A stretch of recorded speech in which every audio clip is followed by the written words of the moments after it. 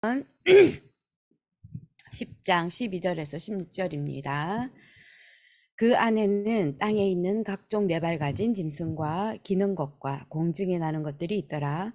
또 소리가 있어되 베드로야 일어나 잡아먹으라 하거늘 베드로가 이르되 주여 그럴 수 없나이다. 속되고 깨끗하지 아니한 것을 내가 결코 먹지 아니하였나이다 한데, 또 두 번째 소리가 있어되 하나님께서 깨끗하게 하신 것을 네가 속되다 하지 말라 하더라.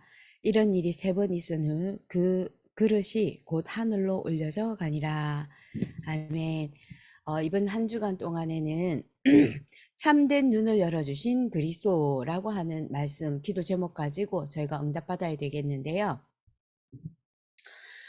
오늘 본문의 말씀은 베드로가 예수님이 십자가에 잡히시기 전까지 너무 귀한 고백들을 하잖아요. 예수님 제자로서 주는 그리스도시요 살아계신 하나님의 아들이십니다. 그리스도를 고백할 수 있을 만큼 하나님이 정확한 복음과 정확하게 그 믿음과 정확한 언약을 실제로 베드로가 확인을 했고요. 또 알고 있었습니다. 그런데 예수님이 돌아가시기 전까지는 베드로가 그리스도에 대해서 믿음은 마음속에 있지만 무섭고 두려운 마음으로 부인했습니다. 예수님을 모른다고 했습니다. 그런 베드로가 부활하신 그리스도를 만나고 난 그 이후에 하나님이 굉장한 축복을 주십니다. 무엇보다도 하나님을 알고 그리스도를 아는 지식, 그리스도를 체험한 것을 베드로는 은혜로 받게 되었다는 것이죠. 그런 베드로에게 세계복음화를 위해서 제자들을 부르시고 이스라엘 백성들을 불렀는데 실질적으로 이방인들, 복음 모르는 사람들, 이스라엘 사람들이 아닌 다른 민족들이 복음을 받게 하기 위해서 하나님 먼저 부르셨는데 그것에 대한 믿음이 없었어요. 그래서 하나님께서 직접 베드로에게 환상을 보여주시는 내용입니다. 실제로 구약시대 때 이런 짐승들은 먹지 말아라. 왜냐하면 그때는 냉장고도 없고 여러 가지 환경 상태가 그런 짐승들을 먹게 되면은 실제로 몸이 아프기도 하고 탈이 나서 그때는 병원도 제대로 없었기 때문에 죽을 수 있었기 때문에 하나님께서 이런 짐승들은 먹지 마라 하고 금했던 거예요. 그런데 그런 짐승들을 부정하다 하고 하나님 먹지 마라 이렇게 말씀을 주셨던 시대가 있었는가 하면 베드로에게 그 환상을 통해서 그 음식을 먹어라, 그 짐승을 먹어라 이렇게 얘기를 하는데 베드로가 어떻게 이 부정한 것을 먹습니까? 라고 얘기하는 거예요. 하나님이 직접 말씀하시는데도 베드로는 그 전에 하나님 먹지 말아 했는데 안 먹어요. 그 전에 하신 하나님의 말씀은 순종을 했는데 지금 왜 먹어야 되는지에 대한 부분들은 생각하지 못하고 하나님이 왜 그것을 하게 하시는지는 잘 모르고 하나님 말씀을 자꾸만 거역을 했다는 거예요. 그런데 하나님이 베드로에게 이방인, 지금은 너가 다른 나라 이방인들에게 가서 복음을 전해야 된다 라고 하는 하나님의 생각과 하나님이 하시는 거를 보여주고 계시는 거예요. 베드로가 하나님이 주시는 그 말씀을 이제 확인을 하고 아멘이라고 이제 딱 자세를 바꾸고 나니까 하나님이 하나님의 사람들을 보내서 고넬료라고 하는 사람의 집에 가게 됩니다. 고넬료는 이방인입니다. 그런데 하나님의 말씀을 정확하게 붙잡고 언약을 제대로 해석하고 아멘하고 나니까 하나님이 이방인의 문을 열어주신 거예요. 세계복음화 문을 열어주신 겁니다. 그래서 그 고넬료의 집에 갔더니 수많은 사람들, 친척과 자기 가족들과 또 다른 사람들을 불러놓고 하나님의 말씀을 받을 준비를 하고 있었다는 겁니다. 이게 지금 오늘 말씀의 간략적인 내용인데요. 우리가 베드로를 통해서 무엇을 그럼 확인해야 되는가라는 겁니다. 지금까지 내가 교육받아온 거, 내가 지금까지 뭔가 열심히 해야 된다. 그냥 열심히 해야 된다. 성공해야 된다. 좋은 대학 가야 된다. 우리 랩런트들에게는 부모님들이 그런 교훈과 교육을 참 많이 할 거예요. 좋은 대학을 가는 것도 중요하고 또 성공하는 것도 되게 중요합니다. 그런데 그것 이전에 우리가 무엇을 해야 되느냐? 베드로를 통해서 다시 한 번 더 확인을 해야 되겠는데, 베드로가 정확한 복음의 내용, 언약의 내용을 붙잡고 있었습니다.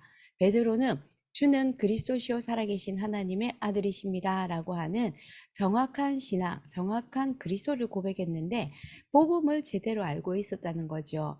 성경대로 태어나서 성경대로 죽고 성경대로 부활하신 분이 그리스도입니다. 그 성경대로 부활하신 그 그리스도가 누구냐?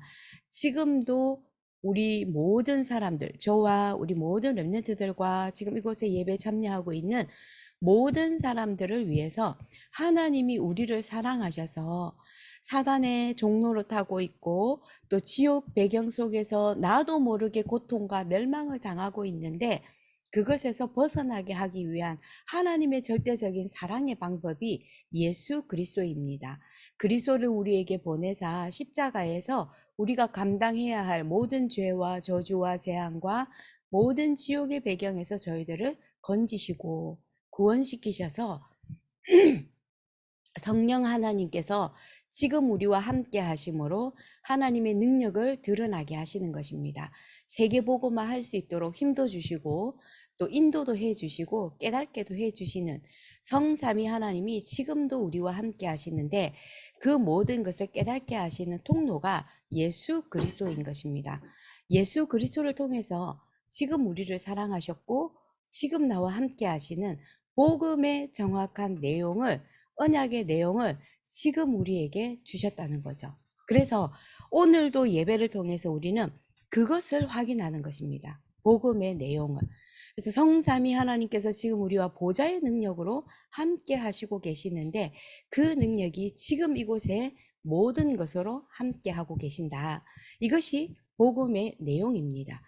그리고 하나님께서 우리에게 약속을 주셨습니다. 세계복음화에 실질적인 약속을 우리에게 주셨어요. 그것을 우리는 언약이라고 합니다. 하나님이 우리에게 주신 약속, 하나님이 우리에게 주신 그 언약이 세계복음화 하시겠다는 것입니다. 우리를 조건 없이 사랑하셔서 부르시고 택하시고 구원 주셨던 것처럼 지금도 예수 그리스도를 알지 못하고 멸망 가운데 있는 정말 237과 5천 종족 모든 사람들을 구원하시기 위하신 것이 하나님의 절대 계획이고 목표입니다.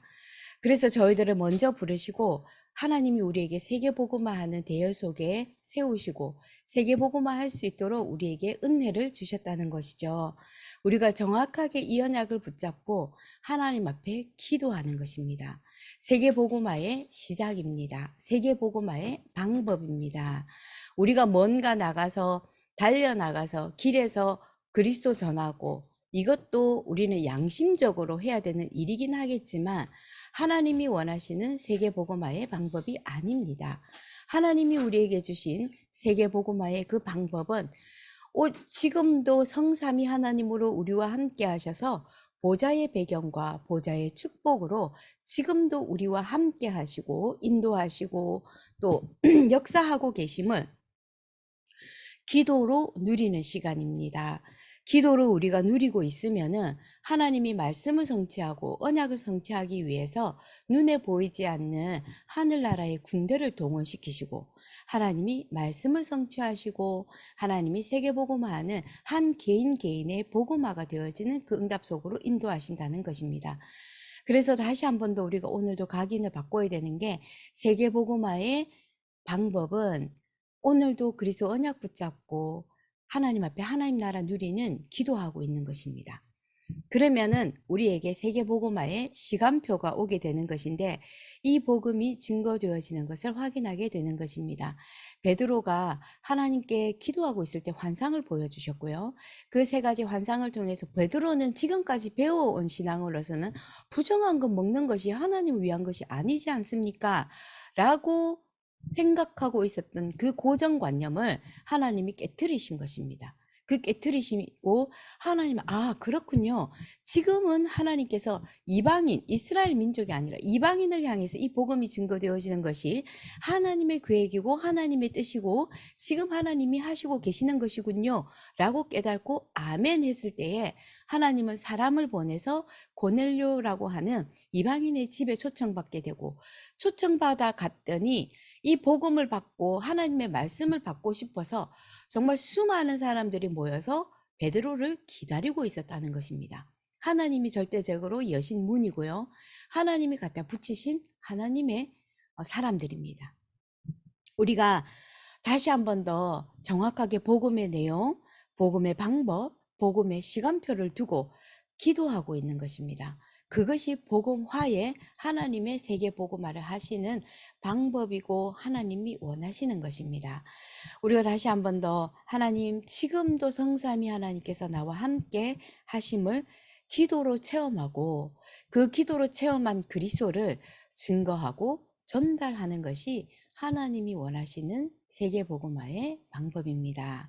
오늘도 현장에서는요, 저와 여러분, 이 그리스도를 체험한 저와 여러분들을 기다리고 있습니다. 사람이 없는 것이 아닙니다. 전도에 대한 부담은 가지고 있는데 어떻게 하는 것입니까? 우리가 고민하고 그래도 하나님 앞에 그것을 두고 기도하는데요. 하나님은 지금도 우리를 기다리고 있는 수많은 237과 5천 종족이 있다는 것입니다. 우리가 말씀과 언약 성취와 세계 복음화의 흐름을 따라 그 대열 속에 있어서 기도로 누리고 있으면은 하나님은 예비하시고 준비하신 그 문을 지금도 여실 것입니다. 하나님은 열고 기다리고 계십니다. 그래서 오늘도 다시 한번 더 그리스도로 행복해집시다. 오직 그리스도로 행복한 시간을 누리고 있으면 하나님께서 렘넌트로 사용하시고 또 전도자로 하나님께서 사용하신다고 오늘도 약속하셨습니다. 오늘도 하나님이 주시는 그 새 힘을 얻는 시간이 지금 이 시간입니다.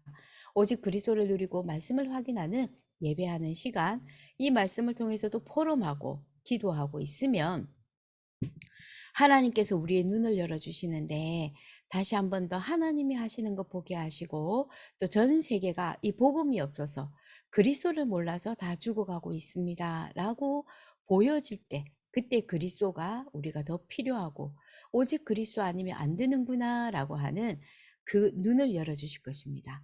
그래서 다시 한 번 더 오늘도 내 생각과 나의 모든 것들을 내려놓고 다시 한 번 더 그리스도 바라보고 또 다시 한 번 더 그리스도 앞에 무릎 꿇는 시간 되기를 예수 그리스도 이름으로 축복합니다. 기도하겠습니다. 하나님 감사합니다. 오늘도 나의 생각이 다시 한 번 더 그리스도 앞에 내려놓아질 수 있도록 하나님께서 우리의 눈을 열어주시고 하나님께서 우리의 모든 생각과 모든 사상과 모든 가치관까지도 볼 수 있도록 하나님 눈 열어주시고 새 힘 주시옵소서.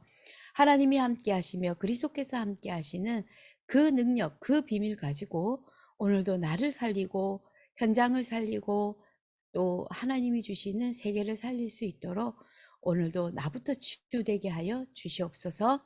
성령 충만 허락하여 주옵소서. 예수 그리스도 이름으로 기도드립니다. 아멘.